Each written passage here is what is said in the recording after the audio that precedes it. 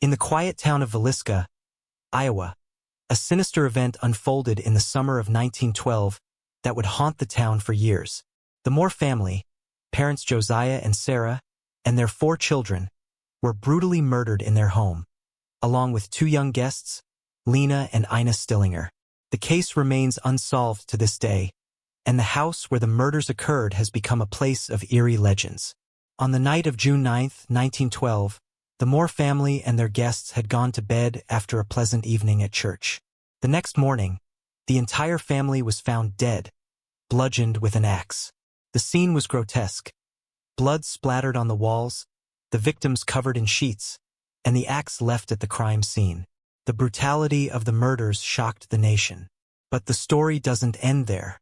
The house was quickly abandoned after the murders, and it wasn't long before locals began to report unsettling occurrences.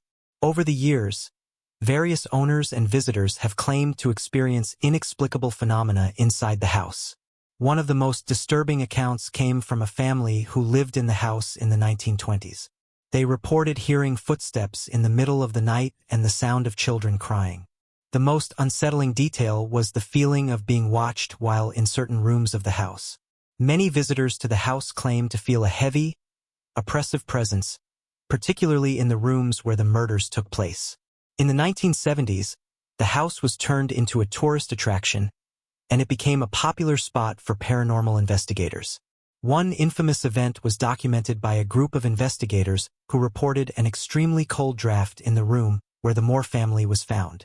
They also captured a chilling EVP, electronic voice phenomenon, during one of their sessions. The recording, when played back, contained the voice of a child saying, "Help us." In 2014, the house was featured in a series of ghost hunting television shows. Investigators reported encountering shadows moving on their own and cameras picking up unexplained anomalies. Some even claimed to have been physically touched by unseen forces. Despite numerous investigations and theories, the mystery of the Villisca axe murders remains unsolved, adding to the house's chilling reputation. To this day, the Villisca axe murder house stands as a haunting reminder of one of the most brutal and enigmatic crimes in American history. After the 1912 murders, the Villisca house was abandoned and left to rot for years. Despite the gruesome nature of the crime, the property changed hands several times, but no one seemed to stay for long. Those who did reported feeling an intense, malevolent energy pervading the home. One particularly eerie account came from a family who moved in during the 1930s. The parents, the Johnsons, were initially excited to start fresh in a new home, but their enthusiasm quickly faded as strange occurrences became part of their daily life. The Johnson children reported seeing shadowy figures darting past windows at night, and the parents were unnerved by inexplicable noises coming from the attic. One night, Mrs. Johnson was awoken by a series of muffled whispers coming from the attic. When she went to investigate, she found nothing but the unsettling silence of the abandoned space. Her husband, initially dismissive, experienced his own chilling encounter when he felt a cold hand brush against his arm while he was in the basement.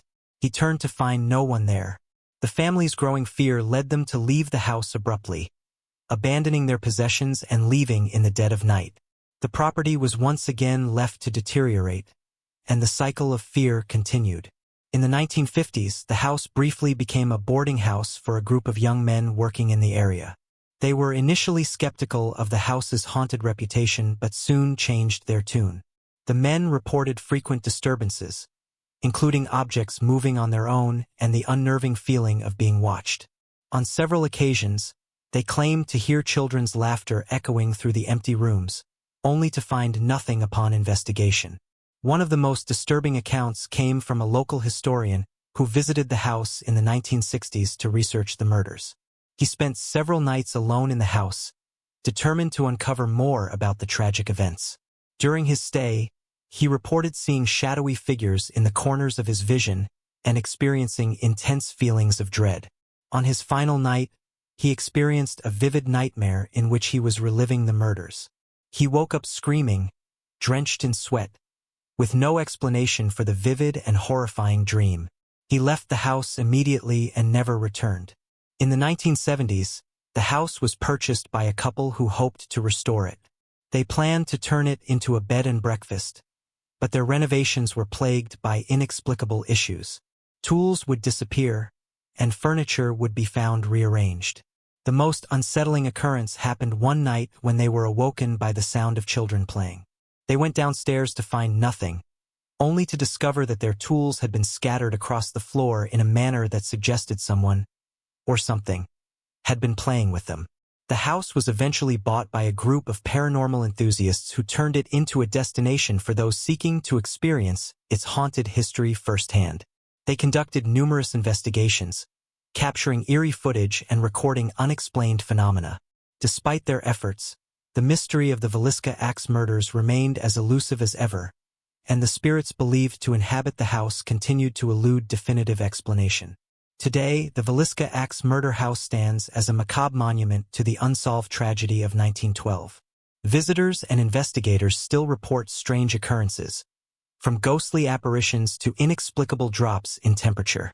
The house's chilling history and the continued reports of supernatural activity ensure that it remains a site of eerie fascination and dread. The Villisca axe murder house serves as a reminder that some horrors never fully leave us, and that the shadows of the past can sometimes reach out, lingering in the corners of our lives, haunting us with their silence and mystery. In the early 1980s, the Villisca axe murder house gained notoriety in the growing field of paranormal investigation. Its chilling reputation attracted many ghost hunters eager to experience its reputed hauntings. Among them was a dedicated investigator named Daniel Harris, who was well known for his rigorous methods and skepticism of paranormal phenomena. He approached the house with a mix of curiosity and scientific rigor, determined to uncover the truth. Daniel's investigation began with a thorough examination of the property. Armed with advanced equipment for the time, infrared cameras, electromagnetic field detectors, and audio recorders, he set up his gear in various parts of the house. His goal was to document any anomalies and determine if they could be explained through natural causes. The first night of the investigation proved uneventful. Despite the eerie ambience, Daniel found no unusual readings or occurrences. But as the days passed, the house seemed to grow more restless. Equipment began to malfunction in ways Daniel could not explain.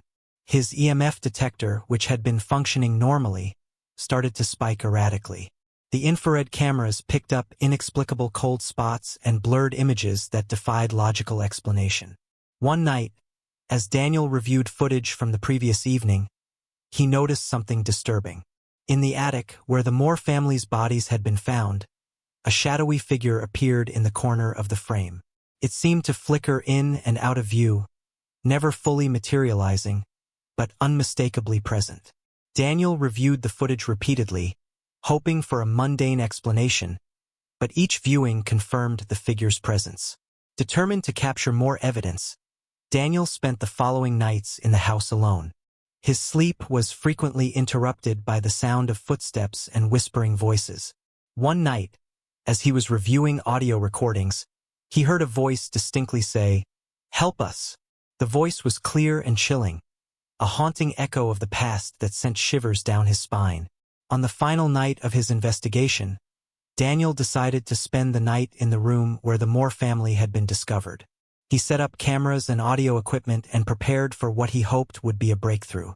As the night deepened, the temperature in the room dropped significantly. Daniel's breath became visible in the freezing air. Suddenly, he felt a heavy pressure on his chest, as if an unseen force was pinning him down. His heart raced and he struggled to breathe. The temperature plummeted even further, and he heard what sounded like children's laughter echoing through the room. The laughter grew louder, more frenzied, until it became a cacophony of desperate, pleading cries.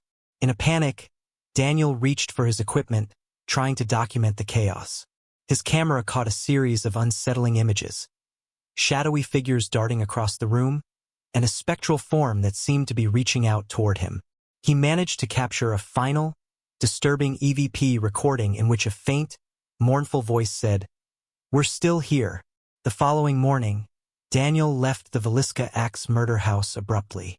He reviewed his recordings and footage in the safety of his office, but the experience left him deeply unsettled. The evidence he collected was compelling, but it did little to provide answers. The shadowy figures, the cold spots, and the disembodied voices only deepened the mystery. Daniel's investigation added another layer to the house's chilling legacy.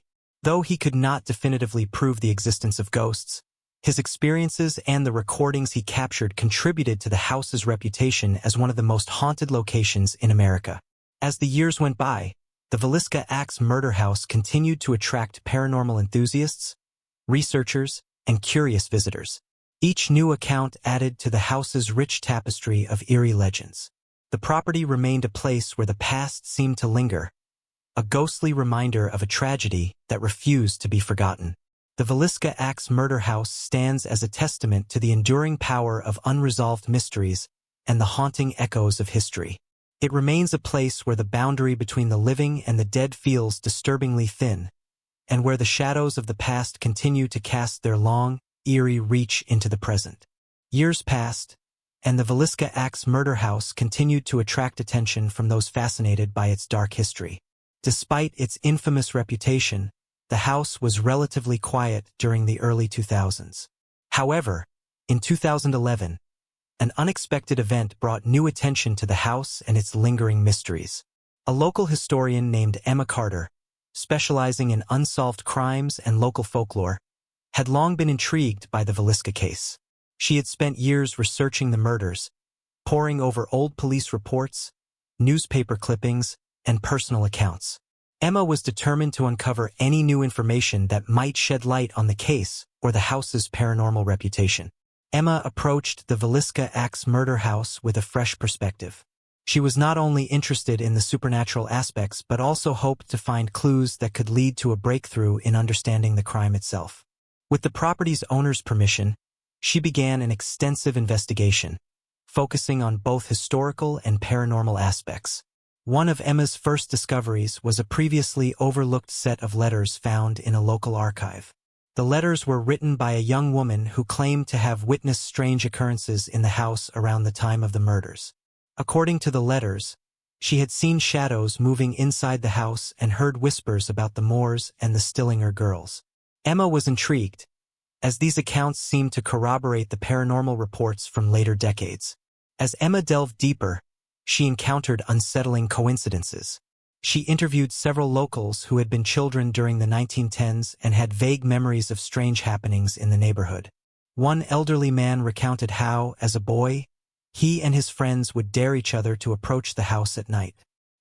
He remembered hearing ghostly voices and feeling a cold presence, though he had never mentioned it before. Emma decided to spend a night in the house, hoping that the renewed investigation might trigger new evidence or revelations. She set up her equipment and prepared for a long night of observation.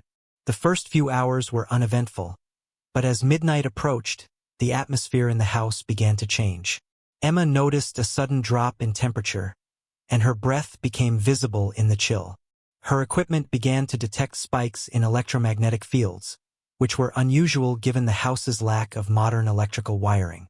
She positioned herself in the attic, where the murders had taken place, and began recording. Around 3:15 a.m., the same time Ronald DeFeo Jr. had claimed to have committed the murders, Emma experienced a series of disturbing phenomena. The temperature in the attic plummeted to near freezing, and the EMF readings went off the charts. Emma's audio recorder picked up faint whispers, and what sounded like a child's voice saying, "Help us." As she reviewed the footage, Emma saw something she could barely believe. In one of the attic's corners, a shadowy figure seemed to manifest briefly before vanishing. The figure appeared to be a child, holding what looked like a small, ghostly hand extended towards the camera. Emma was shaken but determined. She decided to investigate the basement, where the house's old water heater and storage were located. The basement had a history of strange occurrences, including unexplained noises and cold drafts. As Emma descended the creaky stairs, she felt an oppressive presence that grew stronger the further she went. In the basement, she discovered an old, hidden compartment behind a false wall. Inside, she found a collection of old, dusty items, perhaps remnants from the house's earlier inhabitants. Among these items was a small diary, its pages yellowed with age. The diary belonged to a young girl, and its entries described fear and confusion, hinting at strange happenings in the house. Emma's discovery added a new layer to the house's history. The diary's entries seemed to confirm that the house had been a place of fear long before the Moore family's tragic murders. Emma theorized that the house had a history of unsettling occurrences, which had only intensified after the murders. With her findings, Emma published a detailed account of her investigation, adding to the house's lore. Her work reignited public interest in the Villisca axe murder house and brought new theories about the possible origins of its hauntings. The diary's discovery suggested that the house might have been cursed or troubled long before the Moore family's tragic end. As the Villisca axe murder house continued to captivate the imagination of the public and paranormal enthusiasts, its dark history remained an enigma. The lingering spirits, the strange occurrences, and the unsolved murder case all contributed to a legacy of fear and fascination that ensured the house's place in the annals of haunted history. In the wake of Emma Carter's groundbreaking discoveries, the Villisca axe murder house gained renewed interest from paranormal enthusiasts and researchers. The diary of the young girl had sparked new theories about the house's dark history and its possible curse. The house's notoriety reached new heights, attracting visitors from across the country who were eager to experience its reputed hauntings. Among these visitors was a young paranormal researcher named Alex Mitchell. Alex had recently completed a series of successful investigations and was drawn to the Villisca house by the intriguing mix of historical and supernatural elements. Armed with advanced technology and a deep sense of curiosity, Alex hoped to uncover more about the house's mysterious past. Alex's investigation began with a detailed historical review, building on Emma Carter's research. He interviewed local historians, descendants of the Moore family, and even some of the oldest residents of Villisca. His interviews revealed a striking pattern. Many people who had lived near the house reported feelings of unease, strange noises, and inexplicable phenomena long before the Moore family's murder. One elderly woman, Mrs. Hawkins, claimed that her family had lived in a nearby house in the 1920s and frequently heard the sound of children playing late at night. She described how the sound would start softly but grow louder and more frantic, often accompanied by a chilling cold that seemed to seep through the walls. Determined to explore these accounts, Alex spent several nights in the house. He employed cutting-edge equipment including high-definition cameras, thermal imaging, and an array of sensors designed to detect even the faintest anomalies. He also used a spirit box, a device that rapidly scans radio frequencies to capture possible ghostly voices. On the first night of his investigation, Alex set up his equipment in the attic where the murders had taken place. As midnight approached, the temperature dropped significantly, just as it had during Emma Carter's investigation. The EMF detectors began to register unusual activity, spiking erratically as if something, or someone, was moving through the space. Alex reviewed the footage and audio recordings from the night. The spirit box produced an unnerving response. "They're still here." The voice, though distorted, seemed to convey a sense of lingering sadness and desperation. The following night, Alex focused on the basement, a location that had been a hotspot for paranormal activity. He set up motion sensors and infrared cameras and conducted a series of EVP, electronic voice phenomenon, sessions. As he sat alone in the dimly lit basement, he felt an overwhelming sense of dread. Around 3:15 a.m., the sensors detected sudden movement. The cameras captured a faint, shadowy figure moving through the basement. It appeared to be gliding slowly, its form flickering in and out of view. Alex's heart raced as he reviewed the footage. The figure seemed to be heading towards the hidden compartment where Emma had found the diary. Alex decided to investigate the hidden compartment once more. As he examined the space, he found something that had eluded Emma: an old, leather-bound journal wedged behind the false wall. The journal was worn but intact. As he leafed through its pages, he discovered that it belonged to a woman named Margaret, who had lived in the house in the early 1900s. Margaret's journal was filled with unsettling entries about disturbing occurrences in the house. She wrote about hearing children's laughter, seeing ghostly apparitions, and feeling a cold presence that never seemed to leave her. One entry, dated just days before the Moore family moved in, mentioned a growing sense of foreboding and a warning from a mysterious figure who claimed that the house was cursed. The journal provided a chilling new perspective on the house's history. It suggested that the Villisca Axe murder house might have been haunted or cursed long before the Moore family's tragic end. Margaret's accounts hinted at a malevolent presence that could have influenced or exacerbated the horrors of the murders. Alex's findings were published in a new book that combined historical research with paranormal investigation. His work brought even more attention to the Villisca Axe murder house and cemented its place as one of America's most enigmatic and haunted locations. Despite the ongoing investigations and discoveries, the mystery of the Villisca Axe murders remains unsolved. The house continues to be a place of eerie fascination, drawing those who seek to understand its dark history and the ghostly echoes of its past. Each new account and investigation adds a layer to the house's haunting legacy, ensuring that the story of the Villisca Axe murder house remains as compelling and chilling as ever.